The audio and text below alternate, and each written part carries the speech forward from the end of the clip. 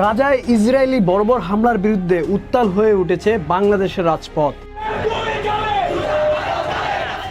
নিরীহ ফিলিস্তিনি শিশু, নারী আর সাধারণ মানুষের রক্তে ভেসে যাচ্ছে গাজা। এই ঘটনার তীব্র প্রতিবাদ জানাচ্ছে দেশের সচেতন নাগরিকরা, বিশেষ করে তরুণ প্রজন্ম।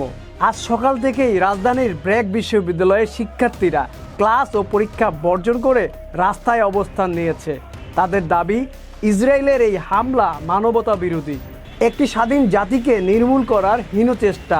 তারা সাফ জানিয়ে দিয়েছে, গাজায় রক্ত ঝরলে ঢাকার রাজপথে তারা চুপ থাকবে না। তারা বলেছে, ফিলিস্তিন এখন আর একক কোনো রাষ্ট্রের ইস্যু নয়, এটি এখন মানবতার প্রশ্ন। গাজায় যদি একটি শিশুও নিরাপদে না থাকে, তাহলে এই পৃথিবীটা কতটা নিরাপদ? এই প্রশ্ন এখন বাংলাদেশের তরুণদের কণ্ঠে কণ্ঠে। মানবতার পক্ষে দাঁড়ানো আজ তাদের সবচেয়ে বড় দায়িত্ব।